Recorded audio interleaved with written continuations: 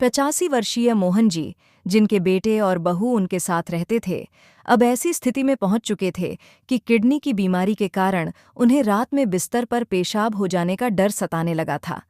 रात में जब मोहन जी ने अनजाने में फिर से बिस्तर गंदा कर दिया तो उनका दिल बैठ सा गया। उन्हें याद आया कि कल ही उनकी बहू सुमन ने अपने पति रोहित से नाराज होकर कहा था कि अगर अब पापा जी ने फिर से चादर गंदी की तो वह इसे साफ नहीं करेगी। मोहन जी ने चुपचाप बिस्तर से उठकर खुद ही चादर साफ करने का निर्णय लिया। बहू और बेटे को पता न चले, इस डर से वे तेजी से चादर उतारकर बाथरूम में धोने लगे। 35 की उम्र में शरीर अब उनकी तरह से काम नहीं करता था, लेकिन आज भी उन्होंने अपनी आत्मसम्मान को बनाए रखने की पूरी कोशिश की। जब वह भारी चादर को उठाने की कोशिश कर रहे थे, तभी उनकी नज़र सामने खड़े बेटे और बहू पर पड़ी। सुमन, अब नहीं होगा, मैंने साफ कर दी है, मोहन जी ने कमजोर आवाज में कहा, जैसे उन्होंने कोई बड़ा अपराध कर दिया हो। उनकी आंखों में शर्मिंदगी और लाचारी साफ झलक रही थी। सुमन ने तो अपने गुस्से में बात शुरू की, फिर से बिस्तर खराब कर दिया, कितनी बदबू आ रही है, इन्हें अस्पताल में भर्ती करवाओ।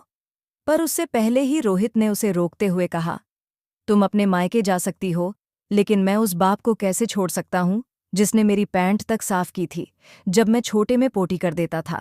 उस दिन भी जब पिताजी अपनी यूनिफॉर्म पर टॉयलेट कर दी थी और वह सम्मान समारोह में जा रहे थे, उन्होंने एक शब्द भी नहीं कहा था और खुशी खुशी इसे साफ कर चले गए थे। रोहित के शब्दों ने सुमन को चुप करा दिया। रोहित ने अपने पिता को सहारा देकर कुर्सी पर बिठाया। चलिए पापा, ठंड लग जाएगी, आपके लिए चाय बनाता हूँ। उसने दीवान से नई चादर निकालकर बिस्तर पर बिछाई और अपने हाथों से पिता को चाय पिलाने लगा। मोहन जी की आंखों में आंसू थे। उनका कांपता हाथ बेटे के सिर पर आशीर्वाद देने के लिए आगे बढ़ गया।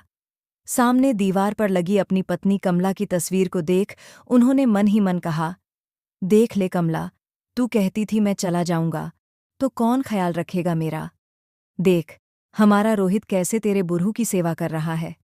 दरवाजे पर खड़ी सुमन भी यह सब देख रही थी। उसकी आंखों में पछतावे के आंसू थे और उसने महसूस किया कि सेवा और सम्मान का असली अर्थ क्या होता है। बेटे का अपने पिता के प्रति प्रेम और समर्पण सुमन को भी एहसास दिला चुका था कि बुजुर्गों का ख्याल रखना हर बेटे और बहू की जिम्मेदारी होती है। कहानी का संदेश: बुजुर्गों की देखभाल और सम्मान करना हमारी सामाजिक और नैतिक जिम्मेदारी है। जीवन के उस पड़ाव पर जब वे खुद को असहाय महसूस करते हैं, उन्हें सहारे और सम्मान की सबसे ज्यादा जरूरत होती है।